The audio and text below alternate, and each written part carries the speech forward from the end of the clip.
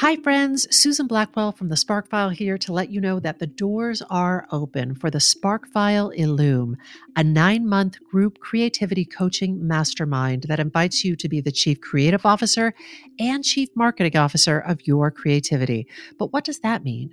That means in 9 months in Illume, you will clarify and advance your big creative goals and learn how to effectively share your work with the world. Now, if you're listening to this and you're an experienced creative or an accomplished professional who seeks a space where it is safe to attempt something you've never tried before, or complete a big creative project, or take your work to the next level and acquire the skills needed to share your creative work with the world, Illume might be right for you. We are calling in emotionally intelligent, high-functioning creatives who are ready to level up. You can find out more by going to thesparkfile.com/Illume, but do it now to find out if Illume is right for you and to save with early bird discounts. That's thesparkfile.com/Illume. Take a leap, take a risk. Go to thesparkfile.com/Illume and join us for Illume. The Sparkfile podcast may contain profanity and other adult content. Please use your discretion. When I bump into something that inspires me, I dump it in my spark file. Could be something that I want to make or how I want to be. I pump it in my spark file. I jump into my spark file. Let's open up the spark file. Welcome to the Spark File, where we believe that everyone is creative, but smart creative people don't go it alone. I'm Laura Camion. And I'm Susan Blackwell. If you're joining us for the first time, welcome. But you may be asking yourself, what the fuck is a Spark File?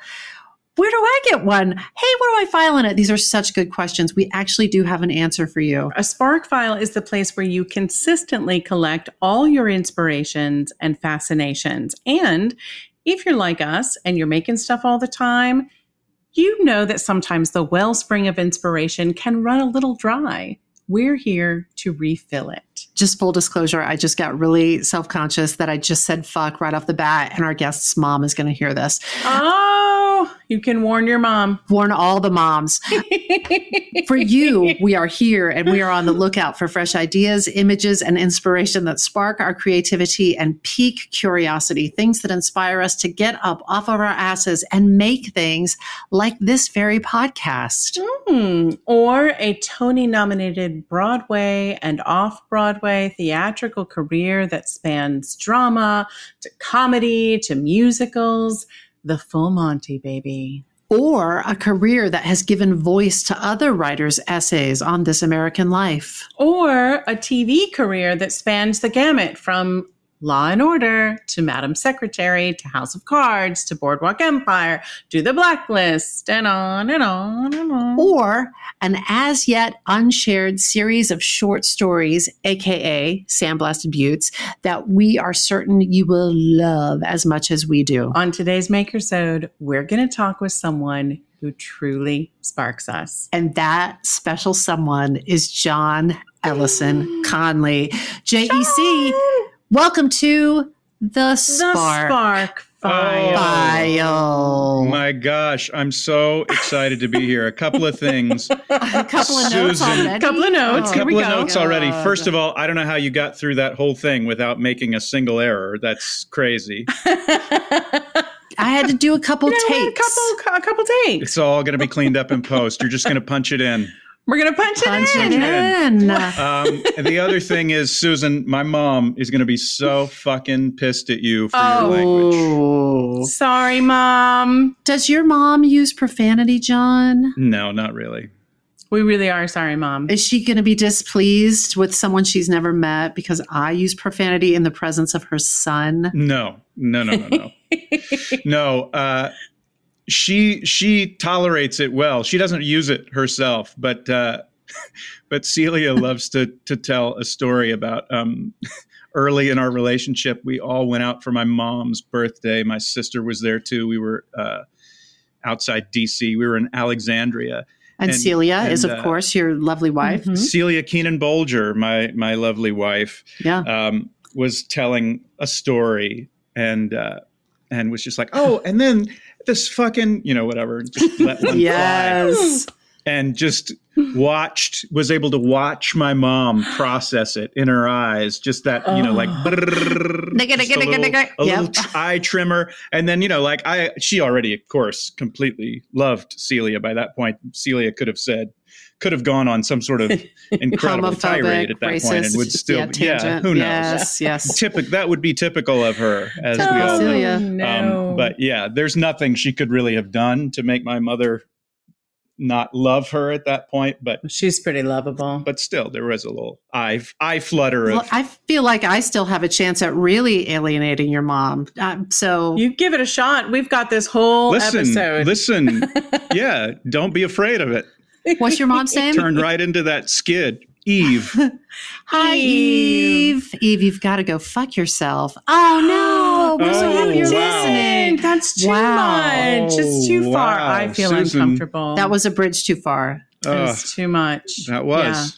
This has been another episode of the Spark File Podcast. I'm so glad we did this, you guys. So glad John, we did this. Listen. Yeah, Laura. We're so happy. We're so fucking happy that you are joining us today. You have no idea. We do need to do just a full disclosure for our listeners, though. For those of you just tuning in, John Ellison Conlee is a Tony-nominated Broadway actor. You've heard his voice in your earbuds. You've seen his face on your TV. He is also an extraordinary writer. Truth. And in addition to all that, he's also a SparkFile client. And I think I speak for both Susan and I when I say you are an absolute fucking delight to work with. And Eve, I want you to know that your son is a motherfucking delight to work with. It's true. So amazing. John, please never play this for your mother. The motherfucking pleasure is mine. Oh, boy. All right, listen. We're going to get in trouble with somebody for sure. Send your emails to eve.conley@gmail.com. All right, John, tell us where you are right now and how you are right now for reals. I am in Wingdale, New York. Wingdale. Which is about an hour and a half. Just give them your street address. Holy cow. You couldn't just show up in Wingdale and find me, I don't think.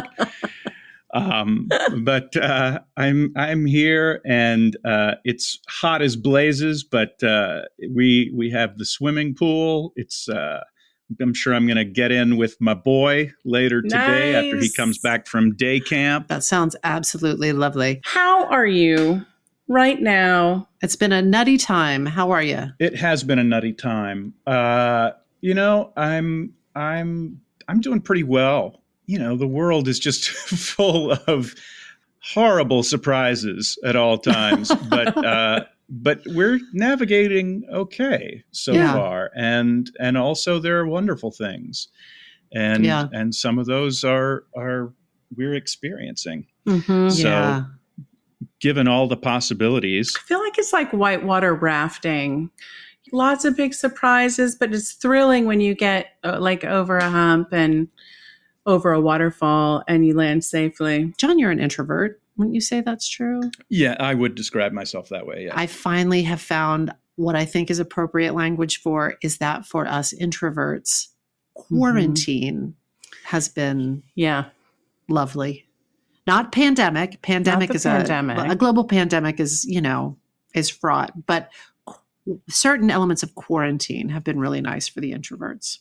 Absolutely. And it's so much harder for my wife, who is such a classic extrovert and draws energy from being around, all kinds strangers and friends and all of that. And, for me, I don't love, for example, being in charge of all of my self-taping for auditions and things like that, but not ever having to go to an office.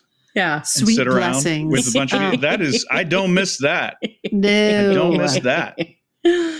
Yeah. Not so fast, little buddies. Before we go much further, we have to request the Spark File price of admission. John Ellison Conlee, can you tell us a creative risk you have recently taken? Yes. As you know, I've been doing some writing, and it's mostly like short stories and things, but I do have a couple of pieces that or things in development that are going to be scripts. Yes. One of them is a particularly stupid sort of, I mean, intentionally stupid. It's not like I tried for it to be brilliant and it came out stupid. Yeah. I was going for stupid and I think I got it. But it's just an outline. But I approached a friend who is an established, very successful, well-known writer, because I got to a point where I was like, I no longer feel like I'm going to be able to do with this what it needs in order to be what it should be. And so what the piece wants to be. That's right. What the piece wants. I'm just a vessel. I've heard that about you. I'm not making it anything. It's just what the piece wants to be. That's right. And I approached this friend of mine and sort of pitched it to him, which was thrilling and mortifying and felt very vulnerable, but also like, what the hell? Oh my and gosh. The result is, we don't know. Still up. A cliffhanger. Yeah. Well, you know what? You know you what? You can end your season on this if you want. I think we're going to. Yeah. Tune in season 3. Find out what the fuck happened. That pitch. Listen, the good news is it's not always about the end result. It is about taking that risk and taking that step. Yeah. So what you just described officially admits you into the Spark File. Qualified. Glorious. Listen, for people who don't know you, can you tell us, how do you identify creatively? Like when people ask, what do you do? How do you answer that question? I just say I'm an actor. Yeah. Do you feel like that is shifting or is on the move at all? Do you think that there'll come a time when that expands? I hope so. I hope so. If for no other reason than if you tell strangers that you're an actor, that leads to the worst conversations generally. So I hope it changes or I come up with a better answer. But yeah, it's, I do hope to include other slashes in my descriptor. John, have you largely fancied yourself to this point in your life an interpretive artist? You interpret other people's words, for instance, as an actor. You step into existing opportunities. Has that largely been your path? Yes. And that is easier in a lot of ways and safer in a lot of ways. And for some actors, I think it's also pretty frustrating. And I have found that. I've definitely, my job is sometimes so much fun to do. And then other times it's difficult. And part of that is, I do think, having a kind of sensibility that makes me want to alter things. I want to get, I'm inspired by something and then I want to run with it, as opposed to just being like, yes, I see what this is and I can fulfill that function. Yes. Tell us a bit about your path as an originating artist. Like, did that desire start to creep up? Was it always there? Did it start to creep up at a certain time? I've always felt it, and I've always sort of dabbled in it. I've always done little tiny things and, written monologues for myself when I was trying to get into school. And I went to grad school at NYU for acting, and that program is also I can't speak to what it's like now, though I suspect there's still at least a similarity. But it was one of the things that they try to do is create artists who are not just interpretive, but are creative. We do a fair amount of sort of making our own stuff as well as the other. And I got to do that at school a fair amount and always really enjoyed it. And I got close to a couple of things sort of in the comedy world that were about creating my own material, but I never booked any of those jobs. And I was mostly in those rooms competing with people who did that full time, people who were sketch comedy artists or stand-ups or the like. And I can't say that world felt like a place I wanted to go. I didn't want to, venture out solo.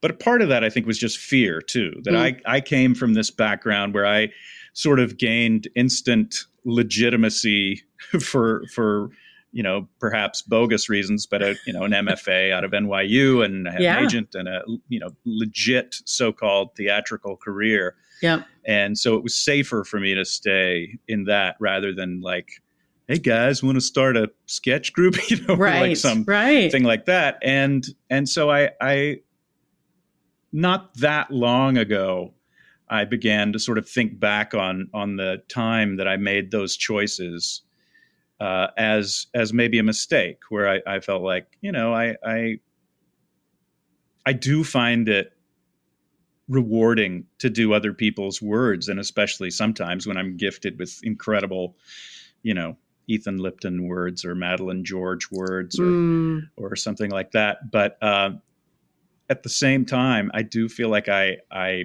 have stories that I want to tell and that I do really enjoy creating different things. So you're the kind of person, though, you have enough success as an interpretive artist that you could just continue unquestioned. You could just continue on in your life and have what has looked like from the outside a very rich career, with a lot of really interesting opportunities. But I think it's interesting that there's something inside of you that has sort of continued to even quietly knock on your door and ask to be let out. And I'm curious, when you began coaching with us, were there specific challenges around your creativity that you wanted to tackle? I mean, the main thing, as I think I expressed, was I wanted just to finish things because I have the kind of brain and lack of structured creating time that I had a lot of, as you know, I've coined them manuscripts. I know. Yes. TM. That was just the best Freudian slip. Can we just tell people we were talking to John Ellison Conlee, who was like expressing this very frustration about like, I have all these manuscripts and and it became our favorite little discovery because manuscripts can be like our Post-it notes, our little like napkin doodles of like, oh my God, a manuscript. It's just waiting to become a manuscript. Well, I have a bunch of them, and my goal really was just to find some impetus to finish them, finish some of them and experience that. I'm still in search of a more routine creative process, a more like this is a habit that I've created that I can do every day, and that continues to be elusive. On the other hand, I have finished a number of things, and so I'm not entirely, I don't feel like I've conquered anything, but I've taken some good steps. I hypothesize when you enter into a collaboration that is going to create out of necessity the structure that you may need to get things done on a deadline. Because you show up when we have meetings, you show up, you are prepared, you've gotten shit done. you're there. Like, you're totally there for it. You underestimate how much shit you've gotten done. Always. You are a classic underestimator. Like, we know you, truly. We know you as a fucking prolific idea generator. Yeah. And we know you as a completer. Like, you have completed a number of short stories in this amount of time, what you call sandblasted buttes. We'd never heard that phrase before, but now all short stories shall be sandblasted buttes. Can you tell us a little bit about, like, what does that mean to you, and just the goals that you set for this time together, and how it feels to have achieved them? Honestly, I think sandblasted buttes was one of those things that I think you had sent something out that suggested, oh, you're going to be asked to come up with a name for your thing, but I hadn't actually read that. And so then in the moment you were like, so what are you going to call these? And I was like, sandblasted buttes. And then that, so, I don't know that it needs to be enshrined anywhere, but it is too late. Already. It's done. It is done. But yeah, I just wanted to finish a few things, and with a degree of polish that isn't necessarily like they are beyond any further work, but that I could share with people, that I could share with friends and ideally professionals, and learn about how to get better at doing it, and then keep doing it. That's sort of the modest worthy goals that I've set and feel like I'm on the way to. Yeah, we would say that as well. We're super excited to share one of John's buttes, sandblasted as it were. But before we do, John, can you tell us the original spark for this story? Anything else you want the listener to know about it? Yeah, this was something that I started doing because I felt like I had always told myself if I had a little more time, I would actually do more writing. Shh, you are not alone, my friend. And then this, this pandemic came, and I just started writing. And I felt like I don't really have an idea where this is going, but I'm going to write, and I'm just going to try and entertain myself with my writing. And I was writing on a sort of tablet, handwritten, and I just would try as much as possible to write without thinking too much about it, write just things that were entertaining to me. And, as it started to get a little bit longer, it started to feel more daunting to try and figure out how to finish it up and all of that. And I knew that I sort of had to finish it, that this was one, that if I didn't finish this one, that was just going to be another of the sort of manuscripts taunting me. Yes. So I just kind of pushed through, and after I finished it, I was not very happy with it. I had just read it a lot, and it wasn't what I had originally envisioned, though I hadn't really originally envisioned anything, which is complicated. It just didn't feel exactly right. And so I put it away for a while, and then I came back to it when I was about to start work with you guys. And I thought, there's some interesting stuff here. And I worked on it a little more, and ultimately I feel pretty good about it now, but it is unusual. And I can't say that a lot of my other writing is particularly like it. There are elements, and I feel like I have a couple of things that are in the manuscript stage that are more in the vein of this, but it's a little bit of a standalone for the moment. Well, maybe we should listen to it, and then we'll talk about what I want and my needs. So without further ado, this is Cup of Joe by John Ellison Conlee. Right.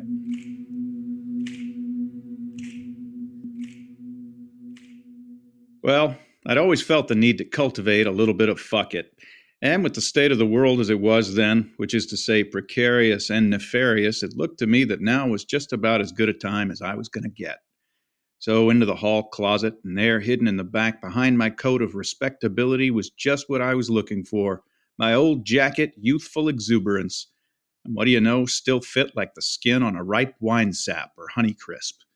Sweep the keys off the top of the counter, strap in, and spray gravel across the shrubbery. Now, you can't just drop by the Fuck It store, not without an appointment, not unless it's a Wednesday, which it was, but definitely not before 10 a.m., which it also was. And anyway, a good strong cup of giddy-up would go a long way to put me in the proper hormonal harmonials for the aforementioned Fuck It, so a quick stop at Dutch's was put on the docket.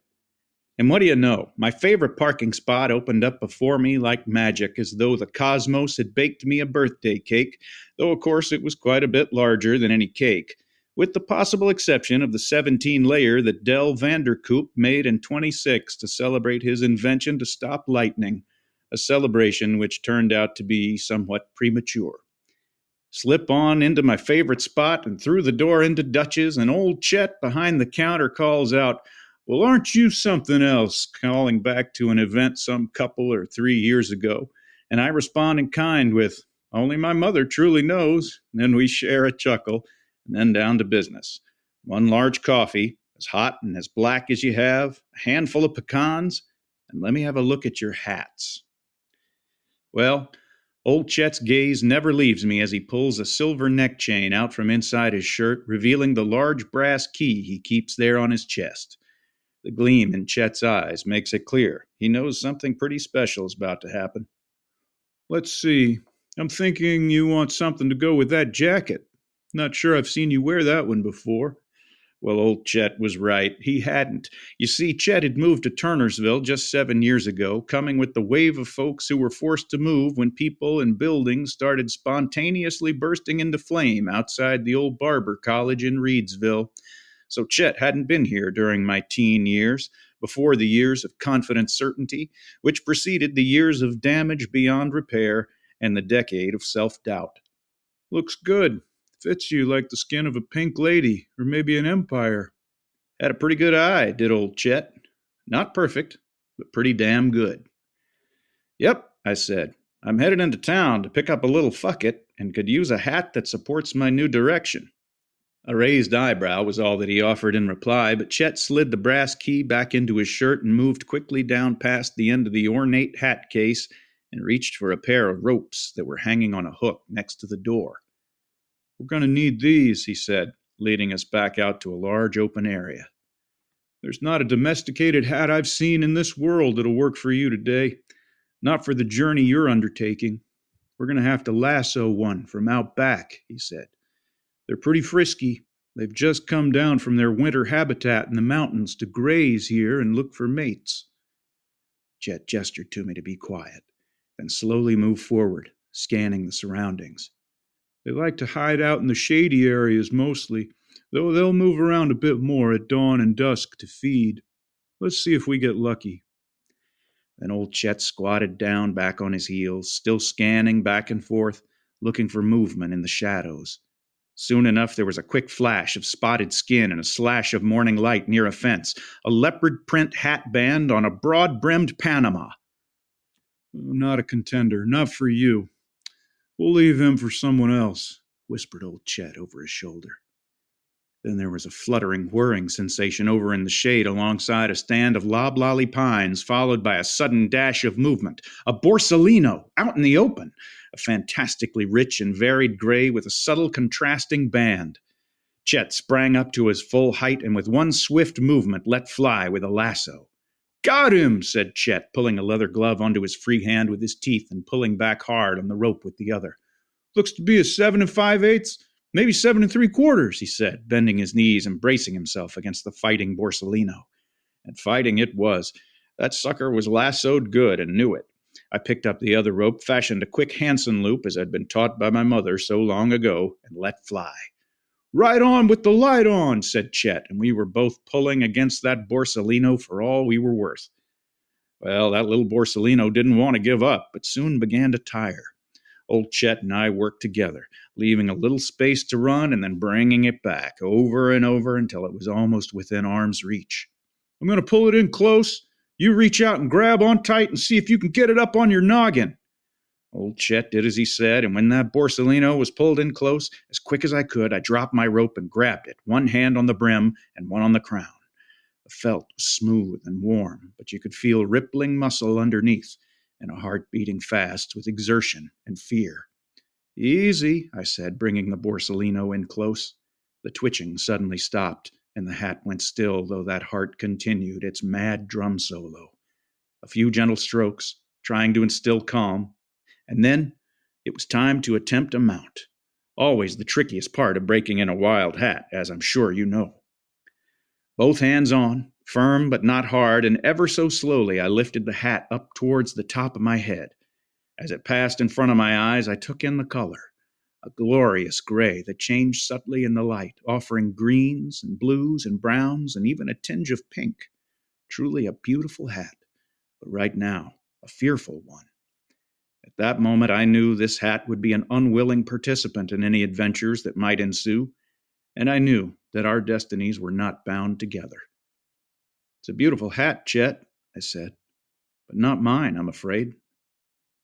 Old Chet looked surprised at first, and hurt even, but looking at that Borsellino, tense and coiled for an opportunity to escape, he knew that I was right. He looked away, but nodded, acknowledging my decision. He dropped the rope and, still not making eye contact, gestured with his gloved hand. The gesture was small, a tiny backhanded wave, but it said volumes. It said that I was right, but that it was hard. It said that doing the right thing isn't always easy, but that it is always right. It said, you do you, but more than that, it said, I love you. Great gesture, man, I said to Chet. Very expressive. He shrugged, and then I crouched down and whispered a final message to the Borsellino, which had so recently been my quarry, but now felt almost like a colleague. Go out and live your life. Know that you are free and beautiful, and that you are up for whatever life throws at you. Your freedom is not a gift, but it is to be appreciated. Now run, and make yourself proud of the life you lead. Without more fanfare, I let the hat go, and like a shot it took off, kicking up dust behind it. Just as it reached the far side of the field, at the edge of the trees, it stopped and looked back. We shared a brief look, filled with the goods of life. And then, with the tip of the hat, she vanished into the shadows. Old Chet and I stood there a moment, taking in what had just happened and appreciating the beauty that surrounded us. Truly, it was beautiful. Gold of the late morning shone all around, and we just stood there and soaked it up into our skin. "It's supposed to rain later," said Chet. Then we turned to head inside. Just then a rustle and a chirp came from the shadows, and a jaunty Homburg scampered up my leg and clung to my belt, breathing heavily but unafraid. "Well, looky here," said Chet, stepping back to get a better look at the little interloper. "Another beaut, also looks to be about your size. What do you say? Seems to me she's definitely made her pick." I turned, and the little hat scrambled up my back and got on my shoulder. "What do you think, Bingo?" I said, for I'd already given the little spark plug a name. With a chirp, Bingo climbed onto my head and took a seat. No pawing or adjustment was needed. A perfect fit.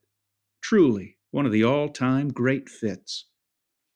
"I guess that settles it," said Chet. And he was right. It did. "Come on, Bingo," I said, and the three of us headed inside. As we passed that intricately carved hat case, I was aware of how very lucky I was. They were nice hats, to be sure. Some were even beautiful, but none could give me what Bingo had. I reached up to take Bingo off my head as I entered the public area of the coffee shop, and Bingo eased out a gentle purr. "Good girl," I said. With my coffee, my handful of pecans, and my new hat Bingo, I felt ready and steady to go and pick up a little fucket, so I reached for Dr. Wilson, my antique pocket watch. Dr. Wilson had been passed down from my great-grandfather Eben, who'd named him after the country doctor who'd saved his life after a wind chime accident. He'd carried it for 41 years and then gave it to my grandfather when he was sent away to be treated for shyness before the war. 9:53. "Seems like we can head over," I said to Bingo. Old Chet was now serving someone else, so I rapped on the counter to let him know I was heading out, Gave him a little wave. Chet never took his attention away from his customer, but gave a nod in my direction. "Here we go, Bingo," I said, and Bingo rolled right up my arm and onto my head, ready for whatever might ensue. Back in the car, we sprayed a little more gravel and set out from Dutch's in hot pursuit of the Fuck It store. Now, a funny thing about that store is that it keeps regular hours, which to the uninitiated may seem to violate the spirit of Fuck It. But here's how they end up square in the Fuck It bucket. The location varies wildly and without warning.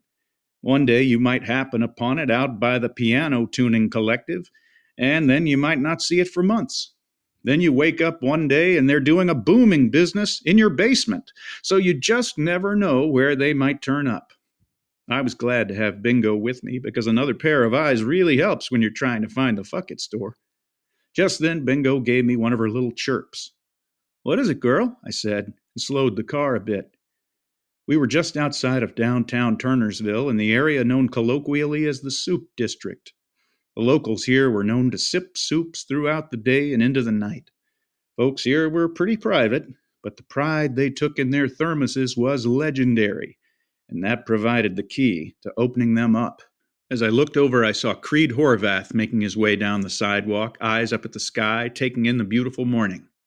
"Bingo, Bingo," I said, for I knew that Creed Horvath was one of those ear-to-the-ground types who always seemed to know what was going on in Turnersville.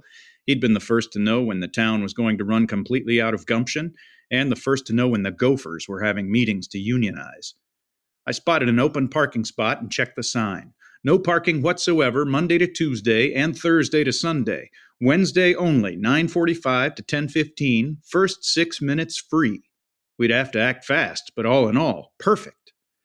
I pulled in and parked and whispered to Bingo, "Let me do the talking, okay? I think I know how to handle this guy." Bingo gave a chirp of agreement, and I stepped onto the sidewalk just as Creed was approaching. "Good morning," I said, and looked up at the sky. "It's so beautiful now I can hardly believe it's going to rain later. Apparently we're in for some real soup weather." Creed stopped and turned. "What do you mean soup weather? Any weather's soup weather. I've got a lovely breakfast soup right here." "Oh, well, now that I think about it, I guess I only eat soup when I'm indoors trying to be cozy in the bad weather," I said. "I've got some fantastic cups and bowls, but feel like my soup would get too cold if I tried to take it anywhere." "You mean to say you don't have a thermos?" Creed bellowed, unbelieving. What?" I asked, feigning ignorance. "Sweet marmalade on toast," he exclaimed, and guided me and Bingo over to a nearby bench. "Take a look at this beauty here," he said, and held his thermos aloft. It was a beauty, and I recognized it, though I did not let on. He was carrying one of the most famous thermoses in the Turnersville and Blanton and Ranford Tri-City area, for there in his hand was Louise, Ray Meacham's favorite from back in the clam chowder smuggling days. I stared in awe at Louise, which was real on my part, but also had the desired effect. "Yes, sir, this is one of the finest examples of the ancient and noble art of the thermos," said Creed, enjoying my admiration. He took out a chamois to give the thermos a little extra shine in the sunlight. Everyone in Turnersville knew that Louise had been carved from an elk antler found back in the day when the elk were the size of elephants. The antler had been shed by an elk named Lou, who eluded the greatest hunters every season and who taunted them by walking slowly down Main Street the day hunting season ended, smoking a pipe. This display angered the town, and every year a reward was offered to anyone who might find his discarded antler so that it could be ceremonially burned on the village green. Well, one year Jeremiah Punch Porter found the antler and got his reward, plus the honor of tossing it on the bonfire himself. When the day of the bonfire came, Punch put on his finest suit and headed out, pulling the enormous antler behind him on a cart. As he neared the fire, which was now a tremendous conflagration, he saw that the antlerless but still huge Lou was approaching the fire. Undaunted, Punch gathered all of his strength and flung the massive antler atop the blaze. What followed is in dispute, as some claim that there was an explosion of blue light, but the end result is uncontested. 3 days later, when the fire was finally extinguished, Lou and Punch were both still there, and at the center of the ash heap was a section of antler that appeared undamaged in any way. It was about a foot long and about as big around as a horse's hoof, and it shone like red gold. Punch approached cautiously, eyeing Lou as he did so. and with his blacksmith tongs he retrieved the golden antler. He took it gingerly into his leather-gloved hand and found that it was cool to the touch. He pressed it to his cheek. He addressed Lou now, who was looking directly at him. "I salute you, Lou, and I thank you for the gift you've given me. I promise I will use this offering well, for clearly it has special powers to resist heat and protect itself. I will make it my life's work to find its truest and best purpose." And he did. "It looks incredible," I said. "Is there a story behind it?" "Oh, it's no story, friend. It keeps my soup at a perfect sipping simmer all day long. It can also keep soup cold if you have a gazpacho, for example, or a cold potato soup." He took a sip to demonstrate his point. "What are you working on there?" I asked. "Well, this is a little breakfast soup that the wife and I enjoy. It's an egg chowder with bacon and whole wheat toast points crumbled in." "That sounds amazing," I said. "I'll have to tell my buddy about that. Of course, it can be hard to track him down since he started working at the Fuck-It store." "Ha, well, sure. They do like to get around and aren't too keen on advertising," said Creed with a chuckle. "Of course, I heard they were planning to open up over near Martha McSwain's place, between the old observatory and the old deservatory." "I thank you for that, friend," I said, and Bingo and I executed a gentle tip of the hat, more continental style than a classic Westerfield one-hander. We jumped back in the car and lit out towards Martha McSwain's. I knew that we were headed near to the observatory, which I loved. But I also knew that meant we'd be near the old deserted deservatory, which quite frankly gave me nightmares. "Bingo, I'm afraid I'm going to need a little help with something," I said. Bingo gave my head a little squeeze and let out a chirp. Bingo was on my side, no questions asked and no answers needed. I did feel she needed an explanation, though, or perhaps, more importantly, I needed to talk about it, out loud, to someone other than myself. "Bingo, we're going to drive past a couple of places. One still open and one that's been closed for years. When I was a kid, every fourth grade class would take a field trip in May toward the end of the school year. That trip would start at the observatory. At the observatory, Dr. Meadows, who was a doctor of stars and not people, would let us all look through a huge telescope that poked through the roof. We could see stars even though it was the daytime, and moons and planets, and even nebula and the Von Ryan belt. I loved it so much. Dr. Meadows could see how much, and she gave me extra time at the telescope and let me have a special book about space to take home with me. I left feeling about as good as I'd ever felt, energized, proud, and happy. Then we went across the street to the deservatory. It's now closed. I needed a moment. Listen, grown-ups are pretty much always trying to do good things for kids, but sometimes they make mistakes and they don't figure out that something they did to try to help kids is actually sort of harmful. I took another pause here and pulled the car over to the side of the road. My eyes had started to fill up with water, and my throat felt like I had a whole peach in it. Bingo gave another little squeeze, and I took a moment. The peach went down, the water receded, and I continued. The deservatory was run by Big Jake and his son, Little Jake. It also had a huge telescope, but all the mirrors were in the opposite position so that instead of seeing outward into the expanse above, the powerful optics allowed us to see inside. And by inside, I mean deep within, into what the mystics and poets might call the soul, if you even believe in such things. Well, Big Jake and Little Jake thought this would be great for kids and would show them what they deserve. Now, as a grown-up, I know that deep inside me is a well of peace and love. But until you learn how to connect with that part, it doesn't have a physical form, which means it's mostly just space, or rather, emptiness. And when I saw that inside myself, that great void, I felt like it meant that that was all that was inside me and what I deserved. Nothing. And Big Jake and Little Jake encouraged me to think that. There was another heavy pause, and then Bingo made a sound like I've never heard her make since. Only thing I can compare it to was when the mine explosion happened in Cratertown, about 6 miles away, and Scooter, Terry Dupree's old mutt, ran into the mine and found Terry buried in rubble. He wouldn't leave his side, even as the rest of the shaft collapsed around him. Those howls of loss, of abject misery, and of confusion echoed through the valley for 3 days, and then stopped forever. It frosted my bones back then, and poor Bingo's version did the same. "It's okay, girl," I said. "I know what's inside me now, and I know what it's worth. Took me a while, and there's still a tiny seed of doubt buried deep in there, but I don't feed or water it anymore, nor do I try to poison it. I just let it be. And someday it'll do the same for me." I felt water on my face and wiped my eye with the back of my hand, but felt no tears of mine there. Bingo was weeping. For me. I was filled with love and appreciation for old what's-his-name-o. I started up again, and before long we were almost to the old field oak next to the regulation baseball field, across from the giant non-regulation baseball field, which was next to Mary McSwain's place.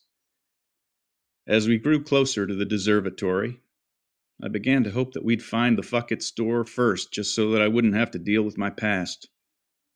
I think she could feel my fear, because Bingo gave me another squeeze, and I felt a sort of flutter in my chest. It was like a tiny sparrow that was trapped underneath my breastbone suddenly broke free and took flight, possibly for the first time. I stopped the car. We were right between the two baseball fields now.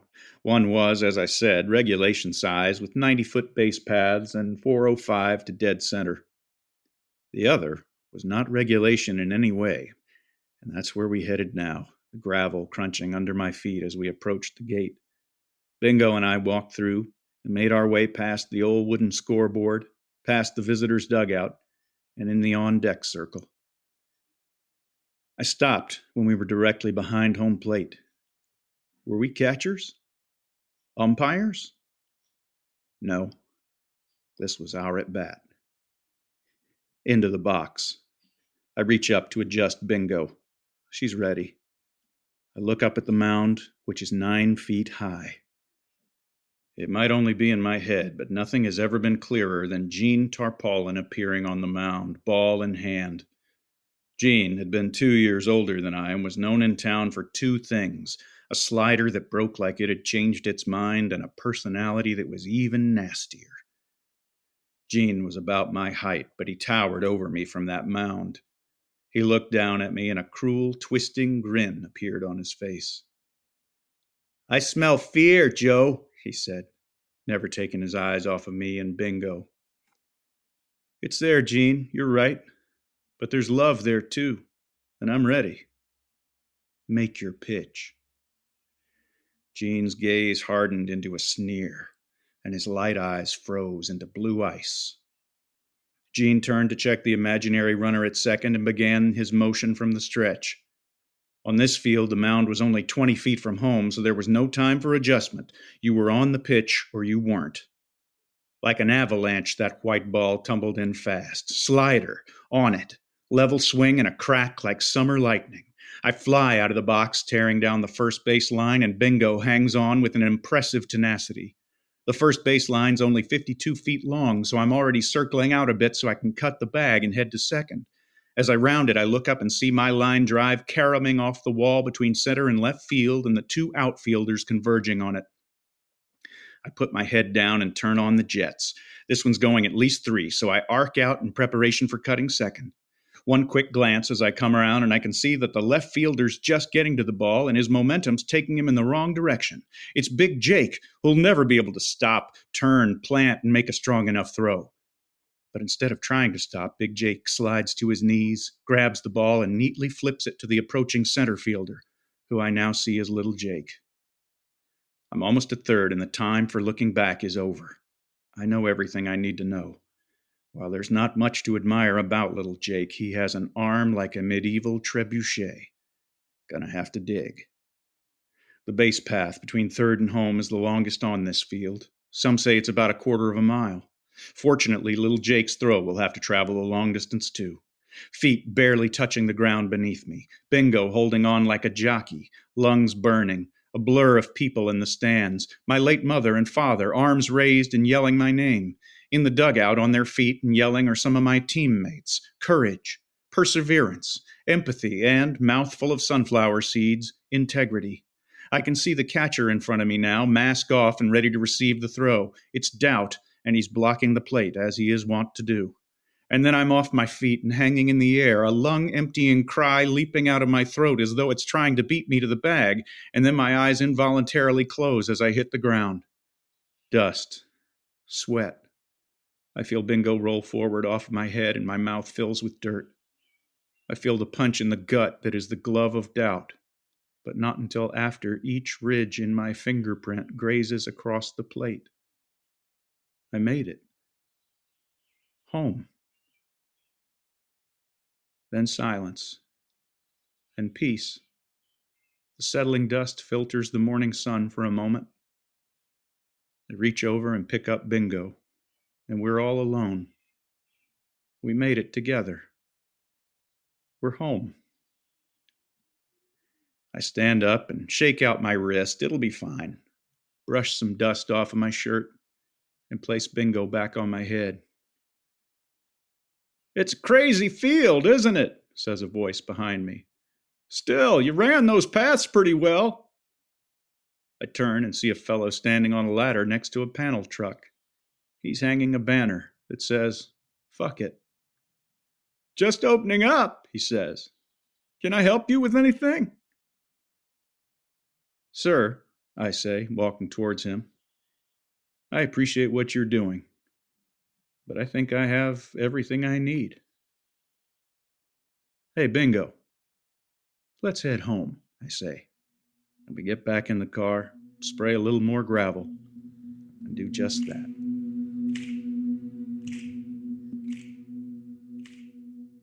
So that was Cup of Joe by John Ellison Conlee. This is the first time that story is going out into the world. And that's a piece of the process that, as you said, has eluded you a little bit in your original work. How does it feel, John, to, as we would say, share the light of this project in the world? You know, I don't know. I feel like as we're recording this, it feels a little abstract, but I'm looking forward to the idea of people hearing it and responding to it, and hopefully some people enjoying it. You know, it's a strange thing. I'm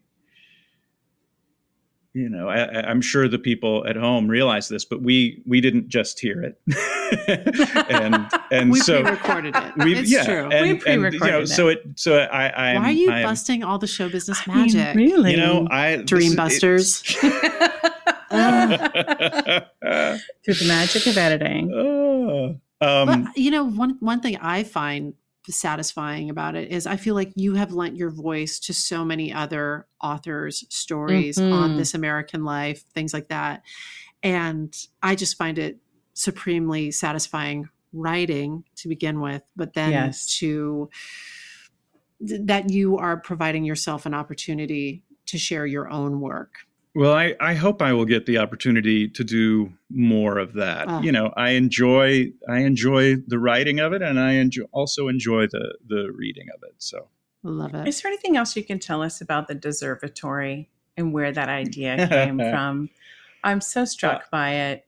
I mean, there's so many things we could point out in that story, but the Deservatory, come on. The Deservatory. You know, I didn't realize when I started writing it, that it was going to be a sort of like he has to deal with childhood demons kind of thing. Mm-hmm. But as that developed, I was sort of looking for what is, you know, and maybe this is driven as a parent, you know, we have a 6-year-old, of looking for those things that are sort of well-intentioned self-destruction, which I have no doubt we're absolutely doing.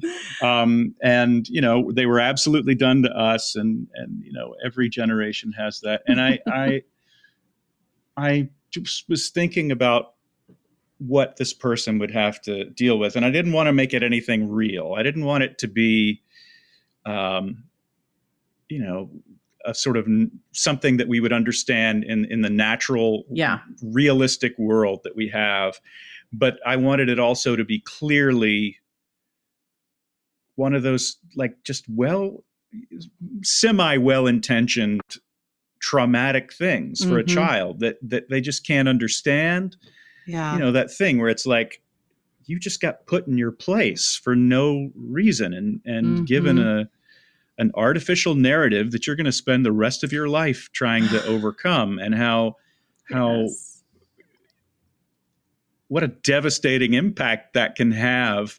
But also I needed it to be abstract. I needed it to not be, reality based in some way. So I love this story so much, and I have detailed what specifically about the story I love, but I'm just hearkening back to, you shared this story in our creativity group. And I remember Zach Quinto's response so clearly when he was like, I think you did us dirty by having John go first. When you shared that story, I was like, that is such high praise. That's how we do things dirty. I feel like you have a sort of an understated personal presentation to begin with. And then we all have feelings about our own work, about uncertainty, about how it might land, etc. Just to watch in real time people's minds being blown, that was really special. Very satisfying. Well, that was always why I intentionally would share the stories reading from a different device than the Zoom meeting of our gathering was. So I could not see anyone else's faces. Oh, yeah. You should go back and watch that tape. It's really fun. John, is there a creative thing that you absolutely need to do before you're done?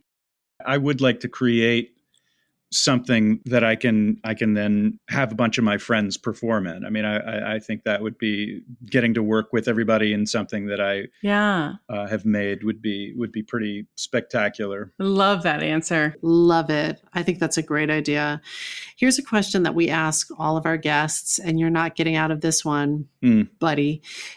You work really hard. What is it all for? I feel like it changes depending on the moment and the day and the week.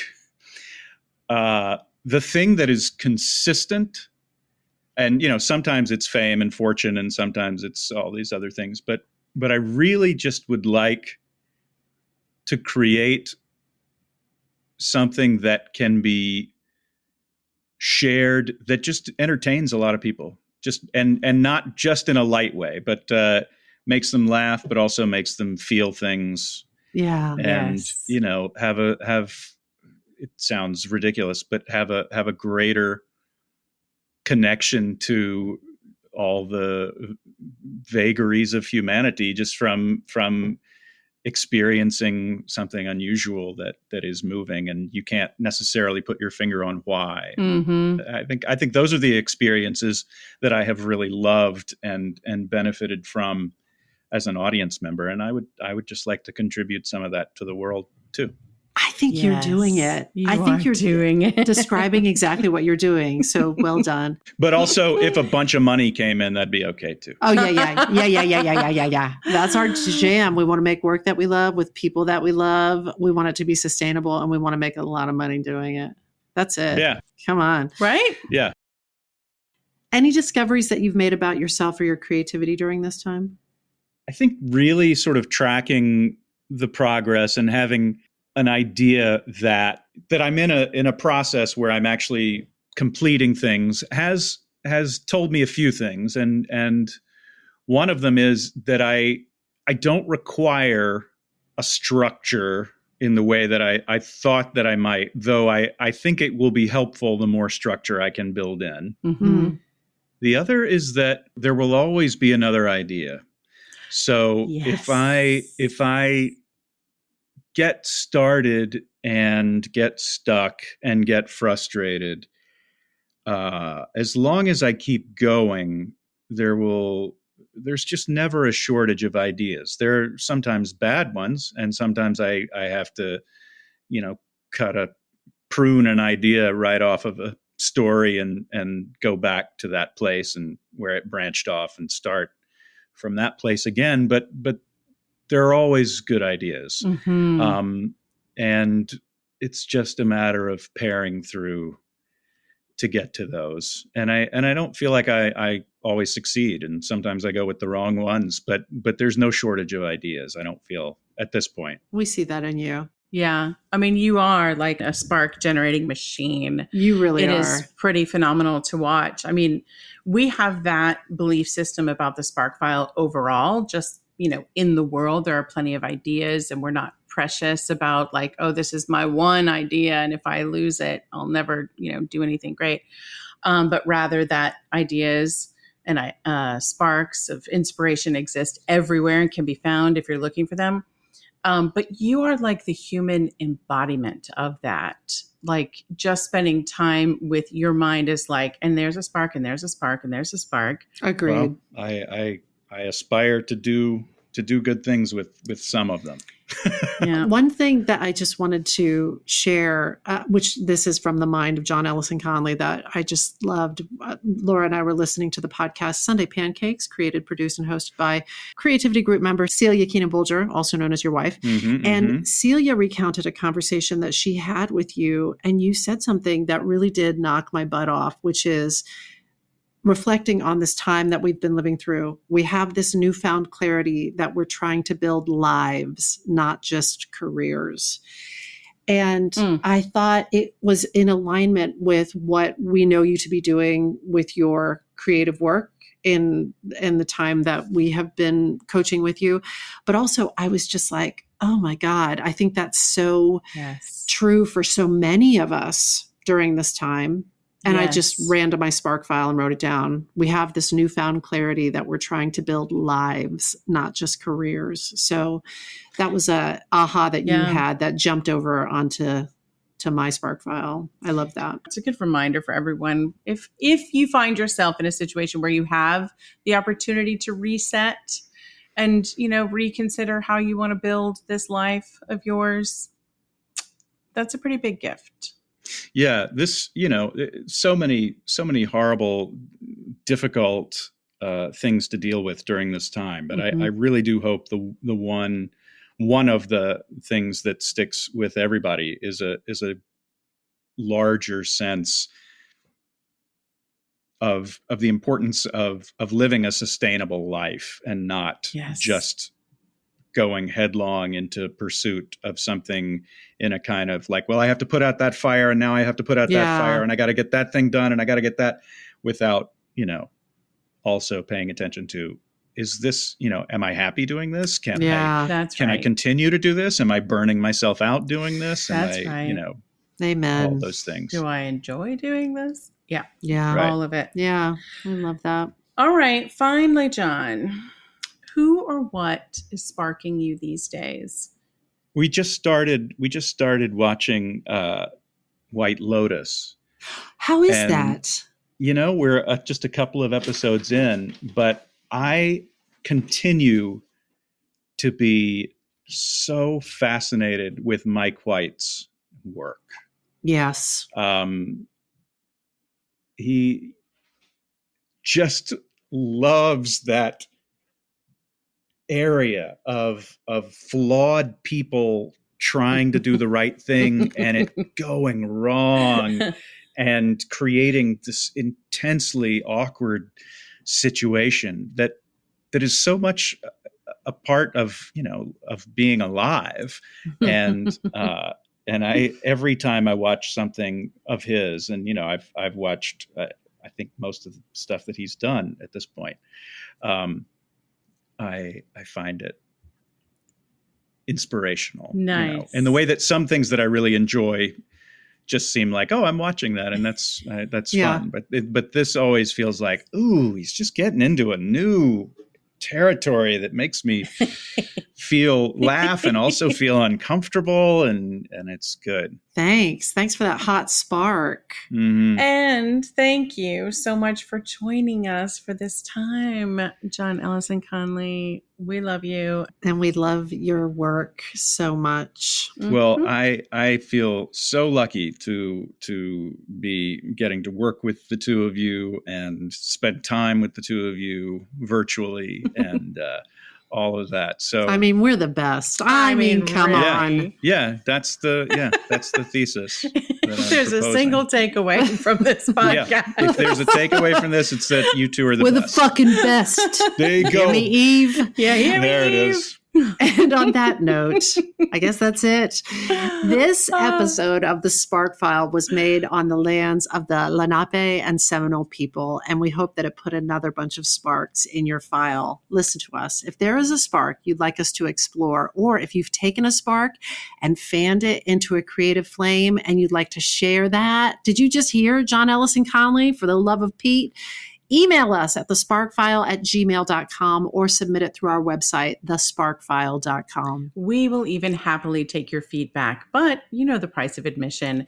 First, you have to share a creative risk that you have taken recently. And be sure to subscribe to this podcast wherever you get your podcasts. You can subscribe, you can rate, you can 5-star review it. Mm-hmm. If you like this podcast, we hope you'll share it with people that you love. And if you didn't like it, I don't know. John, what do you say to your critics? Keep it to yourself. Keep it to yourself. Keep it to yourself. If something tickles your fancy and gets your creative juices flowing, we're writing you a forever permission slip to make that thing that's been knocking at your door. It's your turn to take a spark and fan it into a flame. You know the drill. You got to take it and make it.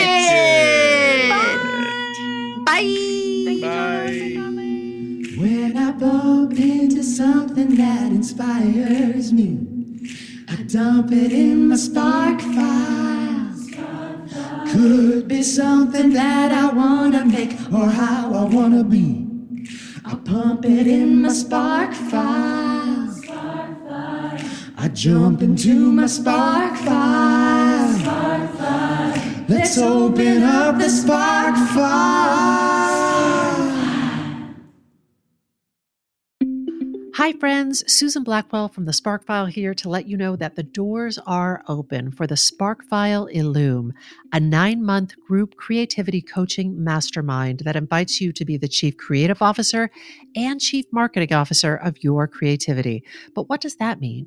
That means in 9 months in Illume, you will clarify and advance your big creative goals and learn how to effectively share your work with the world. Now, if you're listening to this and you're an experienced creative or an accomplished professional who seeks a space where it is safe to attempt something you've never tried before, or complete a big creative project, or take your work to the next level and acquire the skills needed to share your creative work with the world, Illume might be right for you.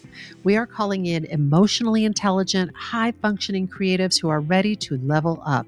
You can find out more by going to thesparkfile.com/Illume, but do it now to find out if Illume is right for you and to save with early bird discounts. That's thesparkfile.com/Illume. Take a leap, take a risk. Go to thesparkfile.com/Illume and join us for Illume.